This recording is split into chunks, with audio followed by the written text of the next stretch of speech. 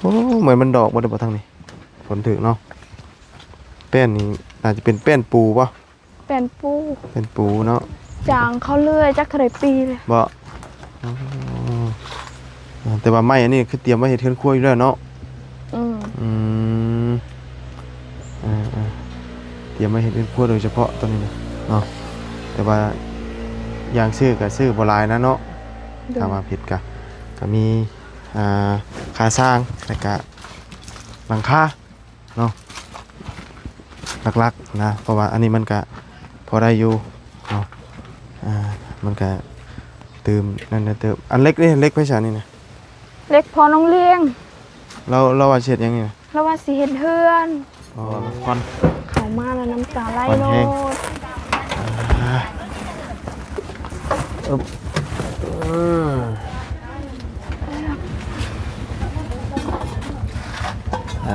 สิได้บ่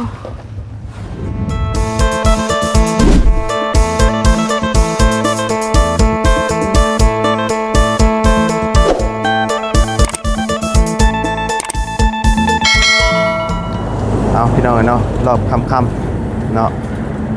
หลังจากที่ไปเฮือนสาวหัวเนาะไปพ่อสาวครูอาสานะน้ำเน่เนาะสามสาวบุษบาเนาะทีนี้เนาะเรื่องเฮือนครัวพี่น้องเลยเฮือนครัวสาวกองมีแหละพี่น้องเนาะก็ยังบ่ไปใส่มาใส่เนาะเพราะว่างบเฮายังบ่พอแต่ว่าทางเจ้าของเพิ่นนี่ป่าว่าได้ปุ๊กเพิ่นก็จะปุ๊กออกแบบอันว่าที่ว่าเพิ่นจงไว้เลยเนาะแต่ว่าไม้ตกขอกตานี่สิเอาอันไม้อันนี้บ่หรือว่าเสานี่แม่นอยู่แต่ว่าไม้นี่บ่แน่ใจเนาะไม้ตัวเพิ่นมีเนาะเอามื้อนี้ก็ถือว่ามีข่าวดีเพิ่มเติมอีกเนาะพอดีทั้งเราเนาะส่งมาเพิ่มอีก1 ล้านกีบเนาะสำหรับเรือนครัวสาวกองมีเนาะก็งบนำมาบุญตอนนี้ก็เท่ากับมีอยู่5 ล้านเนาะรวมกับของเก่า4 ล้านเนาะก็เป็นคนเก่าคนเดิมเนาะสิงห์ปฐมวงศ์คือเก่าเนาะอย่างไรก็เอาสบายดีเด้อเนาะสบายดีเด้อสวัสดีเพื่อนพี่น้องกันเบิดสุขูสุคนพบพ่อกันตอนค่อยคำลงแรงเนาะเอาพี่น้องไปจังไรก็เข้าไปหาก่อนเนาะช่วงนี้ก็กำลังเข้ากรุกกุ๊กกั้วอยู่ได้พี่น้องเนาะเอาจังไรก็ต้องขอบคุณกับคุณทางคือเก่าคือเดิมเด้อเนาะจังไรก็ขอให้อยู่ดีมีแฮงสุขกายสบายใจบ่ให้เสียธุรกิจการงานใดก็ขอให้ราบรื่นรุ่งเรืองเจริญก้าวหน้าในหน้าที่การงานเด้อเด้อเนาะสาธุเนาะไปจังไรก็เข้าไปเบิ่งก่อนพี่น้องเนาะเป็นจังไดเข้าอยู่เพื่อนครัวกรุกกั้วอยู่เป็นจังไดคอนกลุ่มเด้อเนาะเห็นแต่อายเปียวคอนกลุ่มขึ้นมาเนาะเพื่อนครัวเรานี่ก็ได้เนาะข้าวเพิ่นว่าจังไดโอ้ยเนาะอันนี้ก็แสบหูแสบตาอยู่เด้เนาะสบายดีเนาะหากระหนึ่งบ่หากระหนึ่งเอานี่ไม้ก่อนฟังเสียงก่อนพี่น้องเอ้ยยังบ่ทันสุกอยู่ยังมันผิวบ่นี่น่ะมันผิวเลยฮะมันผิวเลยพี่น้องน้ำสุกเล่นผิวเนาะเข้ามายามใดอยากให้ยามนั้นเนาะอันประเภทเฮือนกล้วยเนาะเขาคุมมือเหรอฮะตอนเช้านี่ไผลุกหนึ่งแต่ละมื้อบางทีกับแม่บางทีก็ค่อยลุกหนึ่งแต่ละเทื่อนี่จะประมาณจักโมง6 โมงแต่ว่าถ้าแม่เราลุก1ตอน5 โมงแม่ลุก1นี่แม่น5 โมงคำเจ้านี่แม่น3 คน6 โมงพูดแล้ว6 โมงมันก็บ่สวยเนาะมันก็ธรรมดาเขาตื่นนะเนาะข้าวแรงพี่น้องเลยกับอยู่กับเพื่อนครัวหลังน้อยแล้วนี่แหละเนาะมันเสพตาเนาะไม่นี่เนาะเสพมื้อนึงเฮาน้ำตาจนย่อยรวมว่าเป็นหยังจะให้บ่มันเป็นยางแบบใดรู้ยางแบบว่าคอนเซ็ปต์เนาะบวกกับอะไรมันมีทางออกเนาะไม่เนาะจูเว้ยมันก็เลยแสบตาเนาะอาจูคือยังอาจูมีดโอ้อาจูนี่มีดบ่อยากตำหุ้งอยากตำหุ้งบ่ทางนั้นน่ะเด้อโปะนี่มันตำหุ้งเนาะ จู้นี่เป็นมีดเชื่อจื้อไว้นะเนาะ รู้จักล่าอยู่บ่ ฮะ สารธรรม กับบ่ลายมาออกมานอกก่อนบ่ไหวล่ะเนาะบ่ได้ทนคือเจ้าได้เนาะทนมาหลายปีได้แล้ววะเนาะ ทนมาหลายปีแล้ว บ่ไหวพี่น้องทนคือเรานี่มันคนเฮงเนาะเสียบตาพร้อม หวานแห้ง เนาะถ้าว่าเฮาเฮ็ดใหม่นี่เสา4เสานั่นได้เนาะ ได้ แล้วบัดนี้อันใหม่อันเครื่องอันนี้มันได้จ้ะ ถึงยัง เอาอันอุปกรณ์เครื่องแบบคือเฮานี่นะเฮ็ดเรื่องนี่ แม่แล้วว่าให้เอาไม้ตัวนั้น ไม่นั่นก็ได้บ่ ได้แต่ยานบ่พอหั่น เต็มบ่พอเนาะโอ้ เพราะว่าออก6เสาแต่ว่าลุงเฮาว่าให้ออก3เสาก็ได้มันได้อยู่บ่ ได้3เสา3เสาเมื่อกี้ตกอยู่ที่เด้มันก็ออกแบบนี้แล้วนี่นี่ออกมานี่เด้นี่มันก็เป็นเรื่องกว่าถ้า6เสามีตกพุ่นได้ ยังบ่พ้นเลยเนาะ ตัดทิ่มเลยพวกนี้นะ แม่แล้วคันว่าออก6เสาสิตัดทิ่มตัวนี้ ตัดทิ่มมันเลย คันว่าบ่ออกทางนี้ก็ออกทางนี้หมางลูกติงหันออกแล้วเอามาทางนี้ สิออกทางคนครัวทางนี้บ่ เนี่ย อ๋อ คันว่าทาง6เสาหั่นนะ ถ้า6เสาเนาะ อืม จะเบิ่งกันนะเนาะเพราะว่า เบิ่งแล้วว่าถ้าจะออกมาทางพี่ตันเลยทาง ทางเขาคือเล่าแล้วบ่ ก็ ไม่ไปนะ เนาะ แล้วว่าแล้ว เออ เขารถก็ยากแล้วล่ะวะ แม่นแน่เนาะเพื่อนเรามันยังอยู่ผู้เพียวอยู่เนาะอยู่ตะลุมตารางกูเอาแต่สำหรับบ่บุญว่า3เสาก็ได้ถ้าออกทางนี้นะเนาะ3เสาพอดีจะไม่ก็เอาในหันได้เนาะ ใช่ มีอยู่ตะกี้ไม้นั่นว่าสิไปเฮ็ดหยังนั่นน่ะ ว่าสิเห็นเฮือนครัวอยู่แล้ว อันนั้นนะ อืม อันนั้นคือเตรียมไว้เช็ดเทือนครัวอยู่แล้วตอนนั้นนะ เศร้าอันก็ว่าสิเห็นเฮือนครัวแต่ว่าไม่บ่พอก็เลยบ่ได้เฮ็ด โดย เศร้าหันยังขาด2เศร้าแล้วพ่อกับแม่ว่าตอนนั้นแหละบ่ได้ตังค์แต่ว่ายังออก6เศร้า โดยเนาะแต่เสาอันนี้นี่ไปเสาเฮือนนี่เนาะ โดยเศร้าเฮือน แต่ว่าก็มันดอกเนาะ ดอก บ่ได้เฮ็ดตัวนี้ก็ได้อันนั้นก็เสาเฮือนครัวเนาะ โดย ก็จนดอกเนาะบ่ได้เฮ็ดเนาะอ๋อโดยทางนั้นนั่นเริ่มแล้วเนาะถือว่าเริ่มก่อแล้วพี่น้องเอ้ยไม่นี่แม่นเตรียมมาเฮ็ดเฮือนครัวอยู่แล้วอันว่ากองไว้เนาะ โดยคันว่าเฮ็ดได้เฮ็ดเฮือนก่อนแล้วก็สิเอาไปเฮ็ดเฮือนแต่ว่าเฮ็ดเฮือนครัวก่อนแล้วเอาไว้เฮ็ดเฮือนครัวเลย อันไหนก่อนก็ได้นะตอนนี้เนาะ แม่อันนั้นได้ก่อนก็ได้ พอแต่ว่ามันได้เนาะ อืม อันไหนก่อนก็ได้เฮือนครัวก่อนก็ได้เนาะหรือว่าเฮือนก่อนก็ได้เฮือนนี่พวกนั้นเขาขายมันปีหน้าเลยเนาะ ได้บ่ขายมันปีหน้า บ่ฮอดบ่ได้บ่ขายมันปีหน้า บ่ฮอดดอกมันซื้อเขากินเลยคือปีนี้ก็คือกัน เขาปีนี้ได้ซื้อหรือเปล่า ซื้อแล้ว2เป้า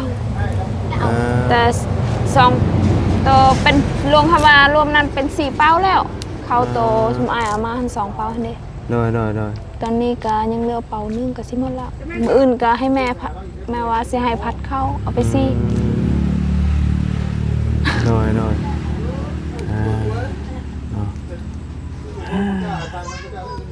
เอาเนาะก็ถือว่าค่อยเป็นค่อยไปเนาะ เด้อ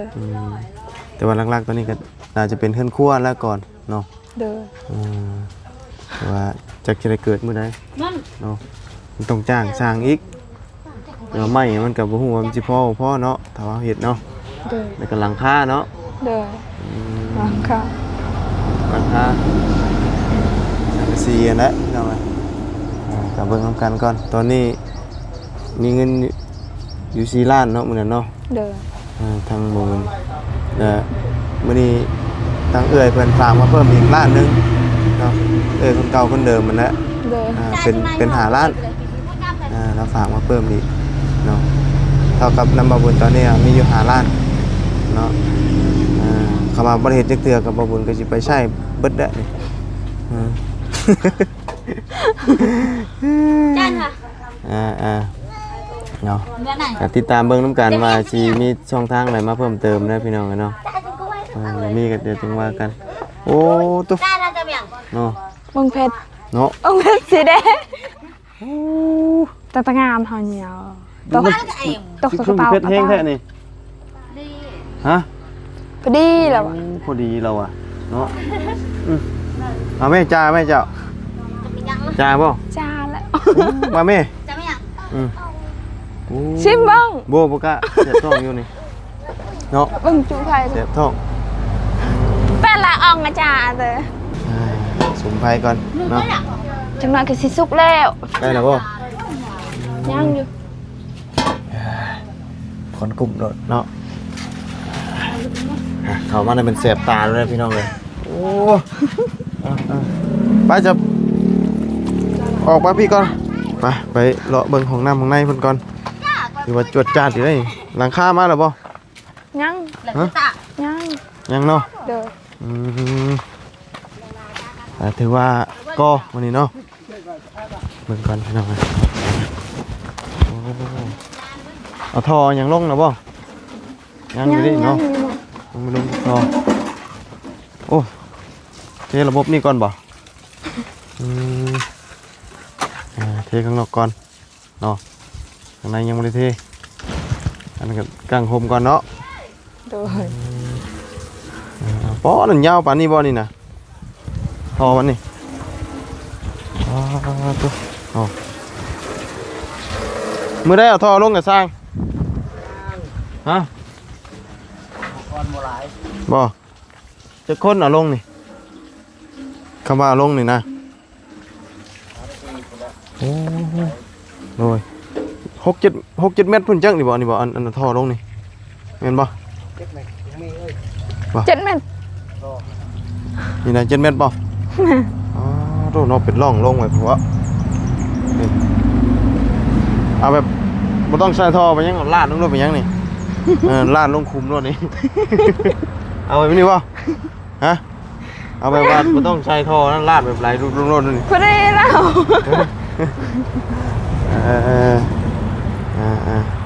มันนี่ก็กอได้ด้านหนึงเนาะ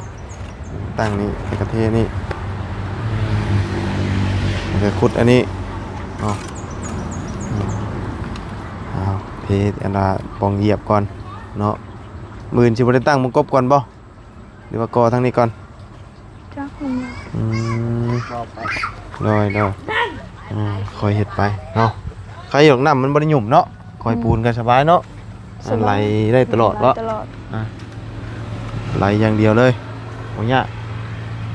บริยากเลยว่าที่ยุ่มมาครับ ลงมาหนักอยู่ เอาใกล้แล้วสิเนาะเจ็บท้องเจ็บใส่กะที่ได้เข้าเนาะหรือว่าใกล้จะเป็นความจริงแล้วทางด้านของน้ำเนาะส่วนที่เดือกับพุ่นและบาทนี่เดินครัวเนาะยังรออยู่พี่น้องเลยเนาะมันยังบ่มีประมาณเด้เอาจังไรก็ได้ติดตามดูกันเนาะไปฉันไปช่วยหดข่าวหดน้ำก่อนเดี๋ยวจังว่ากันอัน ตัวนี้ขึ้นติด เนาะช่วยข้าวช่วยน้ำก่อนเนาะตอนแรกก็เลยเย็นๆเนี่ย เหยียบผ้าเสื้อ นี่ก็มากเนาะเดือนหน่อยเราติดตำนานเลยพี่น้องเดือนหน่อยค่อยหัก ปิด เรา ตำนานมื้อเช้านี่ เนาะโอ้ยเรือเบิดเรียบร้อยเดือนหน่อยหมดเรือแล้วเนาะการว่าลูกฮะไปเนาะน้ำคำยำเด้งเอาน้ำก่อนช่วยท่านในล่างเนาะ ยังเสียเขาก่อน ช่วยเขาก่อนใกล้ได้1แล้วบ่อันใกล้ช่วยแล้วบ่ ไกลแล้ว ขึ้นบนตรง ไอ้เด้นิดหน่อยสุกเลยเนาะช่วยก็ช่วยอยู่ในลำบากแน่เนาะมัน มันเสพตาเนาะอย่างเงี้ยเข้าไปนี้บ่พอถ่าที่เนาะน้ำตาย่อยออกมาคือควันมันออกมาทางนี้นี่ควันมันตีนี่เขามาเปิดช่องทางกันให้มันออกมันสิบ่ไวก็บ่ควันกลุ่มโดนฮะอันนี้ควันมันอบอยู่ในหันเด้เนาะมันออกมาบ่ได้มัน สิเปิดก็เปิดทางนี้ เปิดทางนี้บ่ให้มันใหญ่ นี่แล้ว ให้มันออกอีกเนาะเออ เปิดทางละเด้ตรงน่ะ ให้ควันมันออกกว้างนะวะไปไซส์บ้านแหละทั้งน้องเจดีกับเด็กอันนั้นน้องเลี้ยง ไปเฝ้าของงาน บอก พอเราไปซื้อน้ำมันอยู่เวียด เผางานเผาโรงงานแทนเนาะคือว่าสลับปรับเปลี่ยนนะโรงงานนี่เนาะประตูเราไม่ได้ไปเผาไว้จ้ะ มื้อเช้านี่เล่าไป ตอนพอน้องเลี้ยงหมางเฮือน เราไปซื้อน้ำมันมาเห็นยังนะ เราไปซื้อน้ำมันตัดหญ้าอยู่โรงงาน เพิ่นจ้างให้ตัดจริงๆแต่ว่าเงินเพิ่นได้เนาะ เงินพอน้องเลี้ยงเอง เอ้าพิ่น เพราะว่าอยากให้มันแปลกเด้ ตัดเฉพาะแถวบริเวณเฮาอยู่นั่นบ่ เลย คือว่าเพิ่นให้ตัดนะยันว่า ส่วนหลายเราก็ตัดหมดฮะนะ แต่ว่าเขาต้องซื้อน้ำมันเอง ซื้อเอง เฮ็ดเองนั่นเนาะเป็นโรงงานห้างโรงงานบ่ได้เปิดเนาะไปฉันอันไปเบิ่งไม้รู้ฉันเนาะไม้ที่ว่าอันเตรียมไว้เฮ็ดเป็นครัวตอนนั้นน่ะเป็นไงอันเช้านี่ได้เช้านี่แล้วนั่งนี่จักว่าจักปีพี่น้องจนเหลื่อมเนาะก้นถูไปถูมา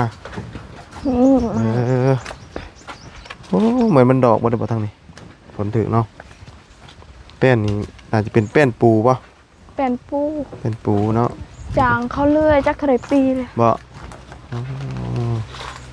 แต่ว่าไม้อันนี้คือเตรียมไว้เฮ็ดเฮือนครัวอยู่แล้วเนาะเตรียมไว้เฮ็ดเฮือนครัวโดยเฉพาะตอนนี้นะเนาะแต่ว่าอย่างซื้อก็ซื้อบ่หลายนะเนาะถ้าว่าผิดก็มีค่าสร้างแล้วก็หลังคาเนาะหลักๆนะเพราะว่าอันนี้มันก็พอได้อยู่เนาะมันก็ตื่มนั่นนะเติมอันเล็กนี่เล็กไปซะนี่นะ เล็กพอน้องเลี้ยง เราว่าเฮ็ดหยังนี่นะ แล้วว่าสิเฮ็ดเฮือน มีเงินสำไรเราก็ซื้อสำนั่นนะ แต่ว่าชื่อเล็กก่อน ซื้อเล็กก่อน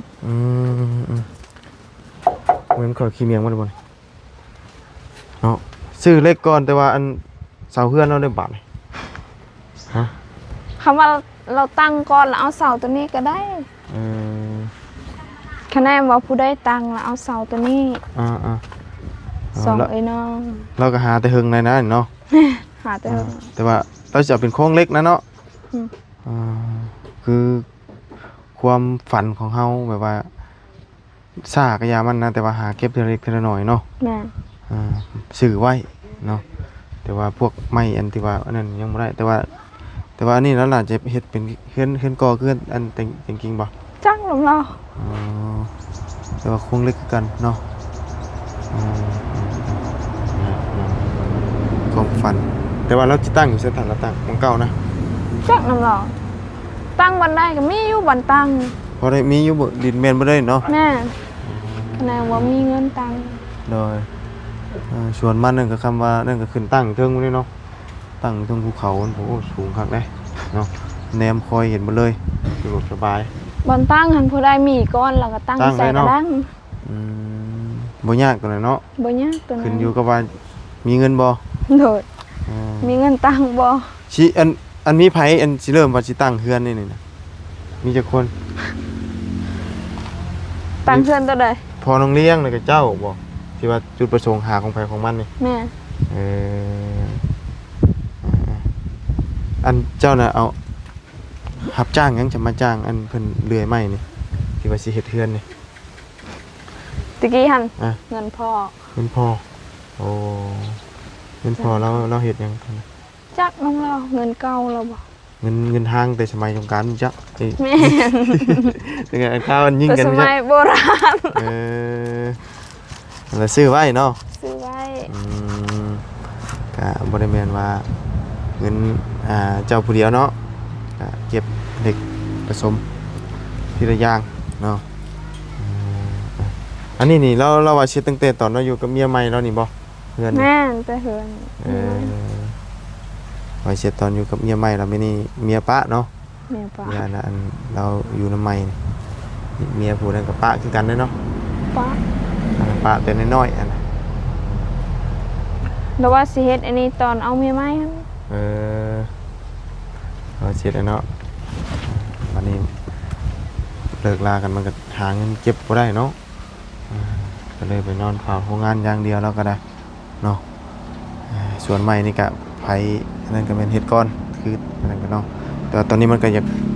ดอกบ่ได้ฝนตกค่ำเด้เนาะอีกอย่างไม้มันก็บ่ได้เป็นไม้แก่นปานนั้นนะแต่ว่ามันเป็นแป้นปูเป็นเฮ็ดเพิ่งของครัวโอเคอยู่เนาะเพราะว่ากาเก็บมาเฮ็ดเฮือนครัวนั่นอันนี้น่ะเนาะเดี๋ยวนั่นแหละเราค่อยๆไปเรื่องของครัวนี่แต่ว่าห้องน้ำนี่ถือว่าโอเคแล้วทั้งลุงเพิ่มครับจบไปเลยพี่น้องเนาะถือว่าโอเคส่วนทางนี้ถ้าออกทางนี้3ต้นก็สิประมาณนี้นะอยู่ประมาณนี้3อยู่ราวๆนี่แหละถ้าออกทางนี้เลยออกนี้ก็เบิ่งก่อนเนาะก็ยิงตามว่าเงินเฮาสิมีซำใดแต่ว่าเราฝากมาเพิ่มอีกล้านนึงทางระบุญทั้งหมดเป็น5ล้านอันนี้นะ เด้อ นะแต่ว่าทางอื่นยังบ่ทันมีเลยบ่ยังบ่ทันมีไผมาเนาะเพราะว่าทางอื่นเพิ่นเห็นเงินกวนมันเป็นในนั้นแหละเนาะมันควันอบอ้าวแล้วก็หน้าฝนเนาะเราก็จะเฮ็ดให้อยู่แต่ว่าการฝนตกกันหลายๆคนเพราะว่าทางอื่นเราสิซอยเปรียวก็เราบ่มีเนาะมีบ่หลายก็ช่วยได้เล็กๆน้อยๆกำลังบ่พอเนาะมีแต่ว่าซอยสมทบกันพี่น้องเนาะยังไงก็ติดตามเบิ่งนำกันเด้อพี่น้องเนาะเฮ็ดครัวเราสิเกิดมื้อใดเสามีแล้วตอนนี้ก็มีแล้วไม้อันนี้เนาะยังซื้อก็ซื้อบ่หลายน่าจะขาดค่าสร้างสังกะสีเนาะแต่บ่ฮู้ว่าขาดเท่าไหร่พี่น้องเนาะก็อยู่ราวๆไล่ก็สิตกอยู่เกือบเช้าพุ่นแหละเนาะตามคิดไว้นะ ถามมันในลงมือน่ะมันบ่ได้ถึกๆได้อีหยังก็ได้เฮ็ดหยังกะเนาะสร้างเพิ่นยังอยากเอาแพงอยู่เนาะ เป็นใจสอง จ้องอ่ะ เฮ็ดได้ทางนั้นเนาะ แหละเบิ่งแล้วก็เด้อคือ บ่ไหวแล้วเอาก่อนสิช่วยเขาก็มีแต่ให้ทั้งเจ้าฝากขมกกับใจทั้งเอ้ยเราคือเก่าคือเดิมเด้อ เด้อ เนาะเอ้ยสิงเนาะคือเก่าที่ว่าฝากมาอีกครั้งหนึงเนาะจำนวน1ล้านอันนี้นะเนาะคือได้เจ้าให้ฝากขมกกับใจเอ้ยแล้วนั่นละโอ้ยพรให้เราอยู่ดีมีแฮงคือเก่าหั่นแหละ เด้อ เนาะ อ้าวฝากขอขอบใจทางหยังหรอ เอ้ยสิง สิ่งแล้วเนาะที่ส่งเงินฝากมาเพิ่ม โด เนาะ ย ขอให้เพิ่นอยู่ดีมีแห้งสุขภาพแข็งแรงให้ร่ำให้รวยปรารถนาสิ่งใดให้ได้สิ่งนั้น โดย ขอให้เพิ่นอยู่ดีมีแห้งสุขภาพแข็งแรงเด้อ โดยสาธุเนาะเอาซ้ำนี้ก็ได้แล้วพี่น้องเนาะไปจะไปช่วยเข้าบาทนี่ เพราะว่ามันชุกแล้วนี่เริ่มควันรุกกลัวออกมาเลยเนาะเนาะแจ้งยอดสมทบเพิ่มเติมมื้อนี้พี่น้องเอ้ยเนาะด้านเงินครัวเราเนาะที่แล้วนี่เข้าไปบ่ได้น้ำตาแตกน้ำตาแตนรถบ่บุญก็บ่กล้าเข้าน้ำคือกันพี่น้องเอ้ยเนาะเพราะว่ามันควัน เข้ามาแล้วน้ำตาไหล ควัน โล แห้ง ด อึ๊บ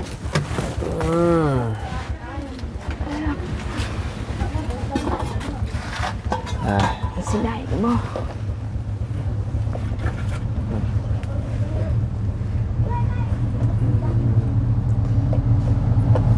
เบิดบ่ติบนี่มันยังอยู่เด้เนาะ มาแล้ว เบิดบ่สร้างเพิ่นก็กินข้าวน้ำเฮาบ่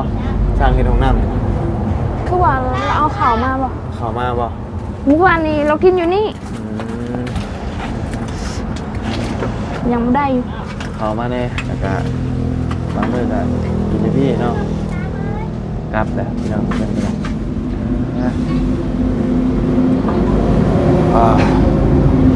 ออนไลน์นะ ขวัญร้าย แล้วเรามาช่างโอเคอื่นพ่อกันไหมช่างบ้านอย่างนะ บ้านสมุน บ้านสมุ บ้านสมุน บ้านสมุน เลย โอ้ไกลเติบเลยเนาะไปกลับเราก็ได้น้ำมันไปเพลงเนาะ อืม เอาครับบ่เกิน น้ำมัน มื้อ แค่ไปซื้อยูเวทแค่นี้ ฮะ ซื้อยูเวทยังแค่นี้ ลิตรเท่าไหรเดี๋ยวนี้ จ้ะแต่ว่า5 ลิตรหันประมาณ110นี่นะ 5 ลิตรนี่ประมาณ110อันเงินเฮานี่บ่ คันว่าเงินเวียดหันเขาซื้อมานั่นตุก5 ลิตรหัน130,000 เออ ถ้ามา100,000ก็120,000เงินเวียดยัง 10,000 อีก ว่าไงเฮาขี่รถไปเติมพุ่นนี่จังว่าคุ้มกว่าจังเนาะ เพราะว่าน้ำมันเบียดมันก็ถือกว่าแล้วพี่น้องเนาะถือกว่าอยู่พี่แต่ก็บ่ฮู้ว่าสิคุ้มบ่เนาะ โดย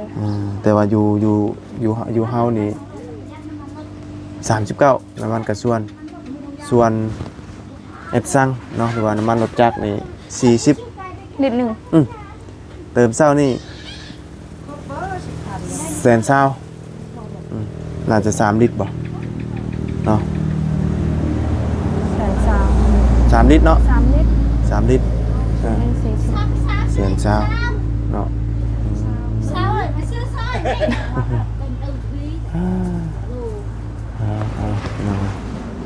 มันนี่กันมาแจ้งยอดสมทบให้เราแล้วกันสิขอปอนรับบาทในคอนซ้ำพี่น้องกันเนาะบ่ไหวแล้วมันนี่โอ้ยแดดแห้งซ้ำโด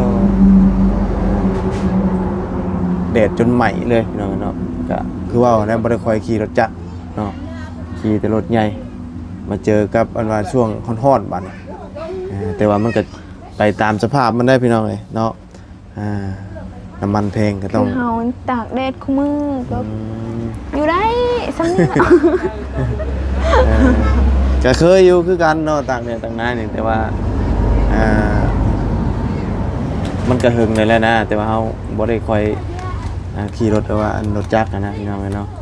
ก็เคยเบิดนั่นแหละที่ผ่านมาก็แต่บัดนี้มันยังปรับอากาศยังบ่ได้มันยังร้อนในมือเลขเด้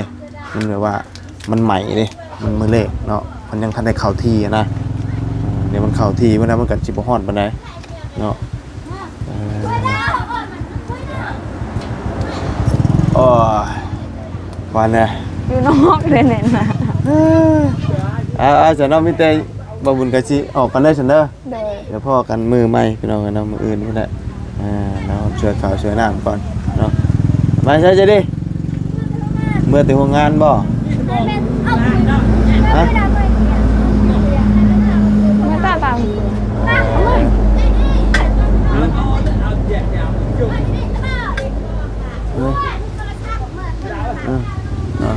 ไปจ้ะสบายดีเด้ออยู่ดีมีแห้งมื้ออื่นพ่อกันใหม่ โดยส เด้ บา อย เด้อสบายดี อยู่ เนาะ ดีมีแหงคือกัน เดี๋ยวเอาไม้มาก่อนให้เพิ่นช่วยเข้าก่อนพี่น้องเอ้ยนั่งตันทางกันว่าอันคอนไฟออกรถเสียบตา ไปสพี่น้องเนาะจังไดก็ลำลาก่อนเอาสำหรับคลิปนี้ก็ต้องขอบคุณทางสิงห์ประธรรมวงศ์คือเก่าคือเดิมเนาะฝากเงินมาสมทบอีกครั้งหนึ่งรวมทั้งหมดเป็น5 ล้านคลิปนำมาบุญเนาะจังไดก็ขอให้อยู่ดีมีแห้งสุขกายสบายใจเด้อเนาะบ่เศรษฐกิจการงานใดก็ขอให้ราบรื่นรุ่งเรืองเจริญก้าวหน้าในหน้าที่การงานสิ่งสำคัญก็เดินทางไปไสมาไสก็ให้ตลอดปลอดภัยพร้อมด้วยครอบครัวเด้อเนาะอยู่เย็นเป็นสุขพร้อมด้วยครอบครัวเนาะอยู่ดีมีแห้งเด้อเนาะเอาสำหรับวันนี้ก็ลำลาก่อนพบเจอกันใหม่ขอบคุณพี่น้องหรือว่า FC ที่คำติดตามครับชมเนาะเอาสำหรับวันนี้ไปก่อนพี่น้องเนาะสบายดีเด้อบ๊ายบาย